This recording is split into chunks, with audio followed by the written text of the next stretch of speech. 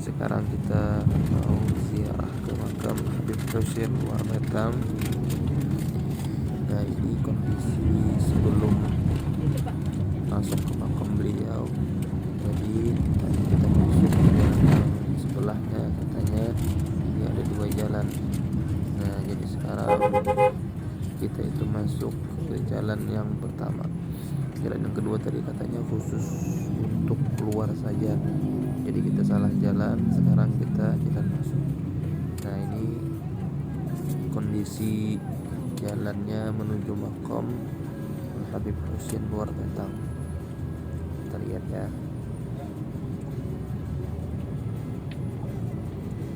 Nah, ini jalannya kalau kita mau masuk ke sana, tapi jalannya ini sempit, padat, soalnya banyak di sebelah-sebelahnya itu pemukiman penduduk, banyak orang jualan.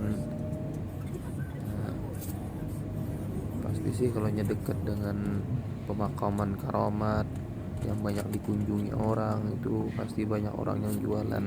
Seperti kita ke sekumpul, banyak orang jualan sama di sini kurang lebihnya. Nah, ini kondisinya sempit, maka dari itu jalan ini dia jadikan dua. Jadi kita pertama tadi di sebelah sana salah jalan, itu khusus buat keluar. Nah, ini khusus masuk. Kalau sepeda motor kan bisa dia lewat-lewat, tapi khusus mobil.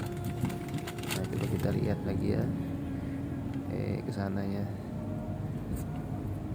Ini bukan kali pertama sih saya kesini, udah beberapa kali. Cuman semenjak COVID ini saya nggak ziarah lagi ke sini. Alhamdulillah, setelah beberapa tahun bisa ditakdirkan Tuhan ziarah ke makam Habib Hussein Luar Batang. Katanya ini setelah haul beberapa minggu kemarin acara haul. Ini acara haulnya orangnya banyak ini, cuman kendalanya kalau kita lihat ini parkiran saja. Ya, emang sempit sih. Nah, itu kan tulisannya ada Masjid Luar Batang. Kita belok sebelah kiri lagi, jalan kan hampir-hampir semua jalan ini orang-orang yang jualan. Ramai pokoknya di sini kita lihat. Nah, terus itu yayasan beliau. Nanti kita ke situ ya, coba kita lihat dulu. Nah, ini terus keluar katanya kan, ada tulisannya. Nah, bentar lagi kita mau sampai.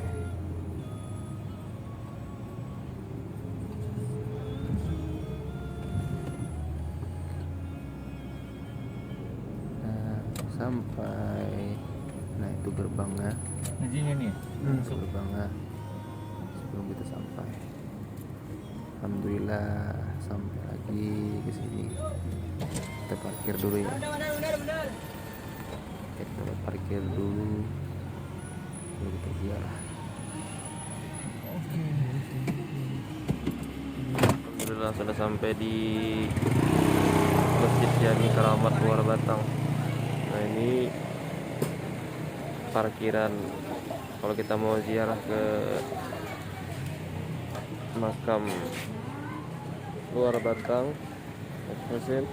Ini ada apa namanya, ada warung-warung di situ. Ini ada parkir ya, kita masuk. Nah, ini gerbangnya untuk menuju ke makam beliau di Masjid Luar Batang.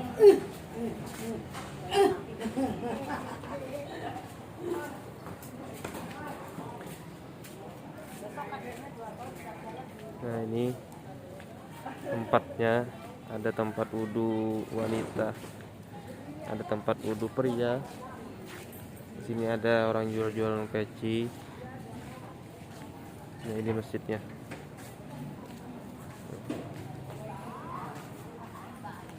Jadi kita masuk ya.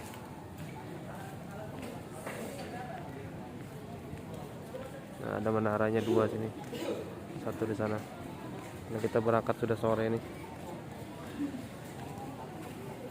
Kita taruh sandal dulu. Ini ada tempat-tempat sandal.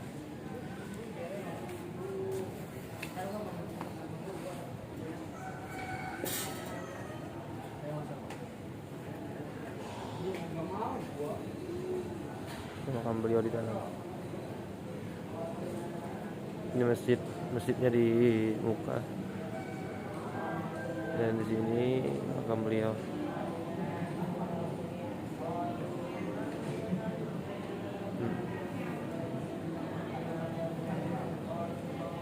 Nanti kita masuk ke dalam biar ziarah dulu, kita baca ini. Kita masuk ke dalam. Nah, ini makam beliau. Nah, penampakan dari pelafonnya.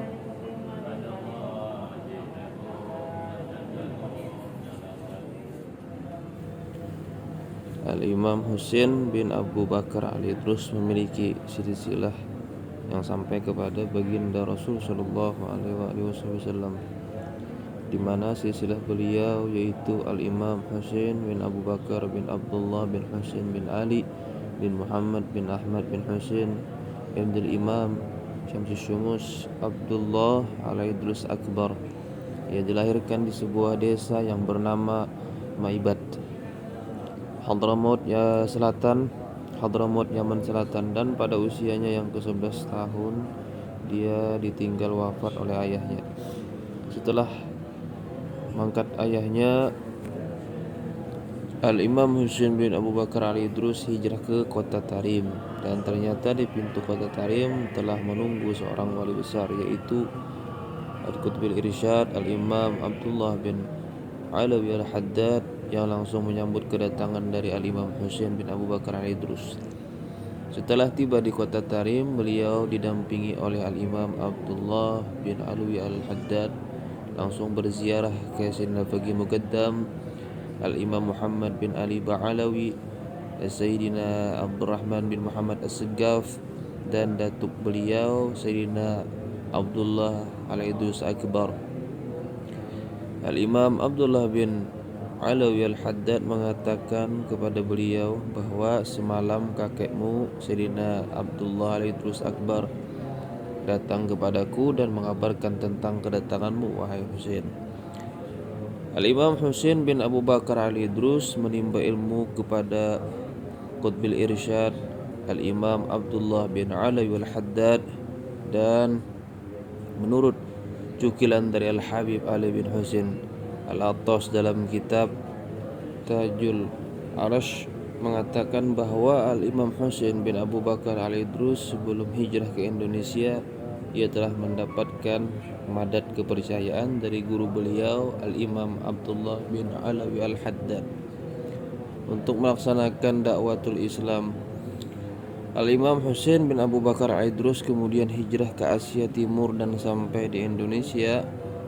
Lalu setibanya di Pulau Jawa, tepatnya di pelabuhan Sunda Kelapa, beliau diusir kembali oleh penjajah Belanda. Akhirnya dengan bantuan para muhibbin, di malam hari dengan menggunakan sekoci ia tiba kembali di pelabuhan Sunda Kelapa.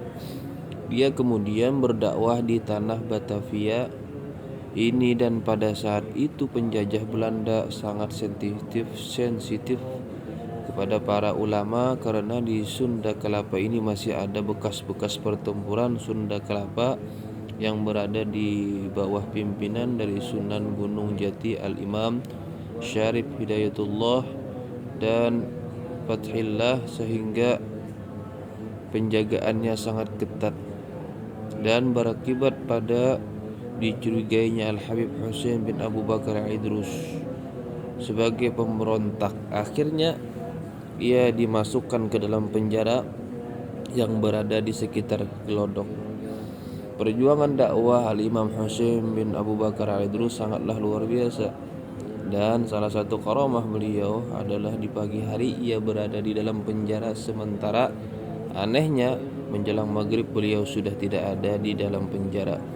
Beliau menyampaikan dakwah dan dakwahnya di musalla dan di masjid-masjid sehingga membuat takut para sipir penjara, dan akhirnya kepala sipir penjara tersebut meminta agar Habib Hussein keluar saja dari dalam penjara.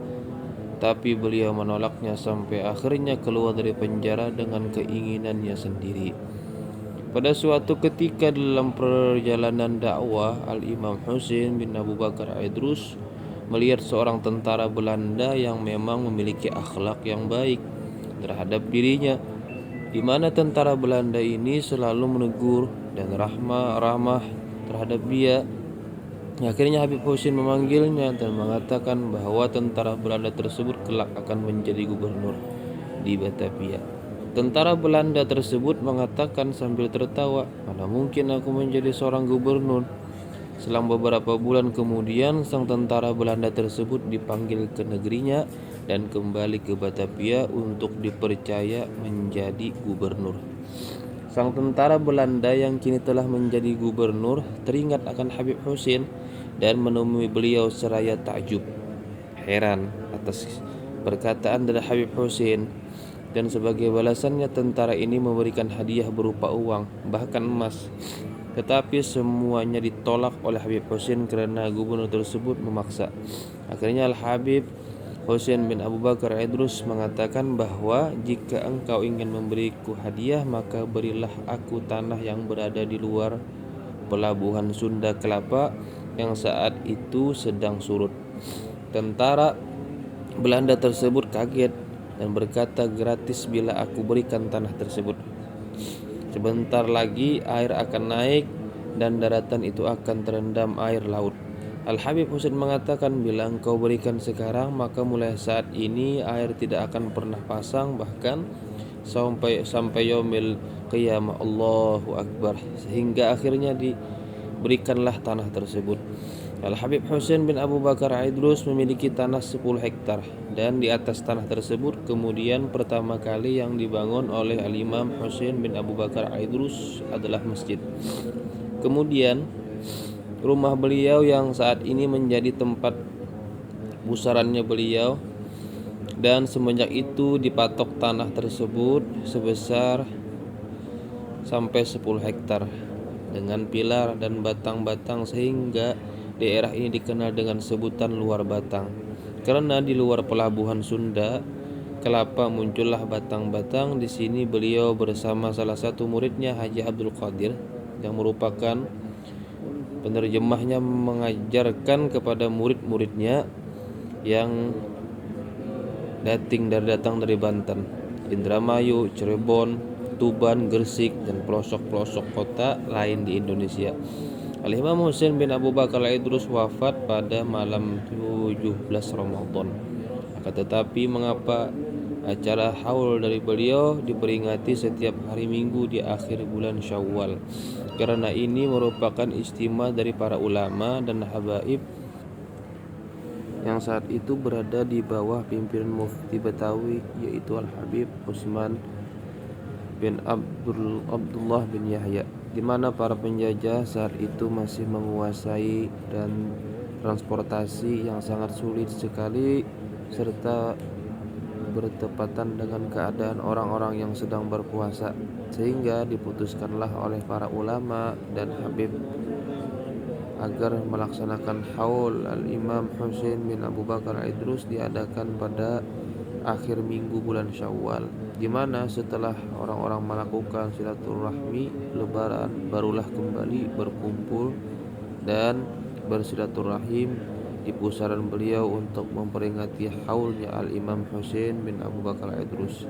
Inilah sekelumit tentang perjalanan dan perjuangan dari Al-Imam Hussein bin Abu Bakar Idrus. Semoga Allah semakin mengangkat derajat beliau dan semoga kita semua mendapatkan curahan keberkahan rahasia-rahasia dan ilmu serta karomah dari Al-Imam Hussein bin Abu Bakar Idrus. Amin ya rabbal alamin.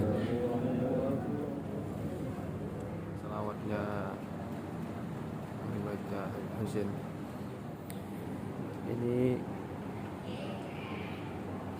Haji Abdul Qadir, muridnya Habib Hussein bin Abu Bakar Idrus. Beliau ini berasal dari Tionghoa terus minta perlindungan pada Habib Hussein. Terus berangkat haji diganti namanya Haji Abdul Qadir. Sebelah ini nih makamnya, sebelah. Sekarang kita menuju pulang. Jangan lupa ya teman-teman, like, komen, dan subscribe. Wabillahi taufiq wal hidayah. Wassalamualaikum warahmatullahi wabarakatuh.